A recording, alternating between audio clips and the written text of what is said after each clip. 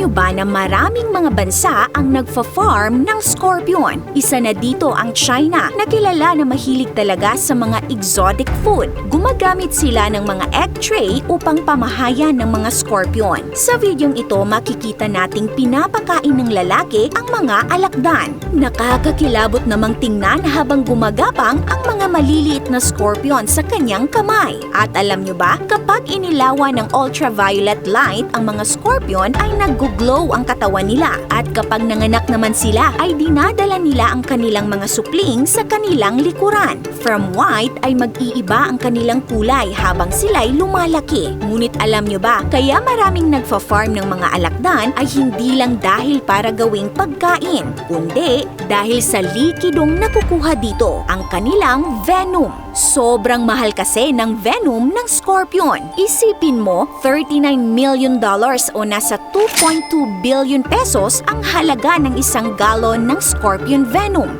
Grabe, ang mahal no? Bakit kaya sobrang mahal ng scorpion venom? Ang mga scorpion ay kabilang sa arachnid family, tulad ng gagamba. Sa unang tingin ay mukha silang maliliit na lobsters dahil sa kanilang sipit. Ngunit ang kakaiba sa kanila ay ang kanilang segmented na buntot na siyang nakakakilabot dahil sa patusok nito sa dulo. At syempre, kilala sila dahil sa kanilang venom. Isa sa mga pinaka nakakatakot na species nito ay ang Lerus quinquestriatus o death stalker na sinasabing isa sa pinakamapanganib na scorpion sa buong mundo. Ngunit mapanganib man ay wala pa rin itong takas sa tao.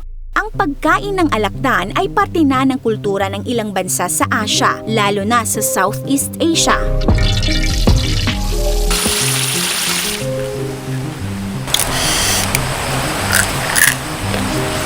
Pero alam nyo bang ang venom nila ay hindi lang basta nakakatakot? Sa katunayan, ang scorpion venom ay isa sa most expensive liquid sa buong mundo. May mga farm at laboratories na espesyal na nag-e-extract ng venom mula sa mga scorpion. Sa Turkey, isang farm ang nagpaparami ng species ng scorpion na Androctonus turkiensis. Dito, nag-aalaga sila ng 20,000 scorpions at gumagamit ng tweezers at tongs para kunin ang venom ng mano-mano. Matapos itong makuha ay ilalagay ito sa freezer bago ito gawing pulbos o powder at ibebenta sa Europe. Isipin nyo, kada scorpion ay nakakapag-produce lamang sila ng 2 milligrams ng venom kada araw. Ang buong farm ay nakakakolekta ng 2 gramo na napakaliit kung ikukumpara sa dami ng trabaho. Pero bakit nga ba ito tinaguri ang isa sa pinakamahal na likido? Ayon sa Business Insider, sa kasalukuyan ang pinakamahal na likido ay ang horse semen. Ang semen ng pinaka-in-demand na breed ng kabayo ay maaaring umabot ang halaga sa $12.9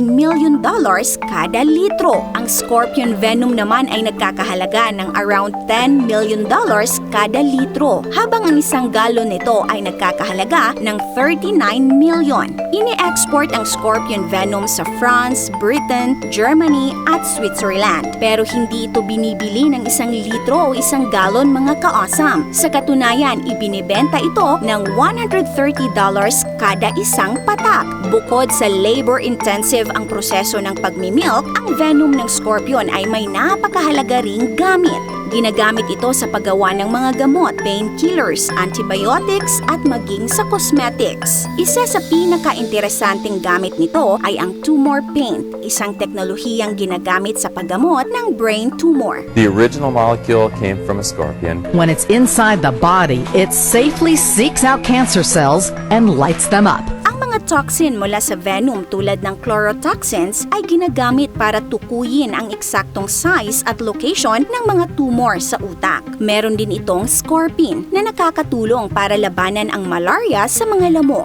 at calliotoxin na pinag-aaralan para labanan ang bone disease. At dahil sa sobrang hirap nitong makuha, isang grupo sa Morocco ang nakagawa ng remote control machine para sa pagmimilk ng venom. Kaya nitong mag-milk ng 4 na scorpion scorpions ng sabay-sabay, 4 na beses na mas mabilis kumpara sa tao. Hindi maikakaila mga ka-awesome na ang scorpion venom ay hindi lang basta isang bagay na dapat katakutan. Ito rin ay isang likidong may malaking kontribusyon sa medisina at siyensya. Sa likod ng bawat patak nito ay ang mga posibilidad na makapagligtas ng buhay at makapagbigay ng lunas sa mga sakit. Ikaw ka-awesome, handa ka bang mag-alaga ng scorpions kung ang bawat patak ng venom nila ay ganito kamahal? This is your Ate O from our Republic. Hanggang sa muli and stay awesome!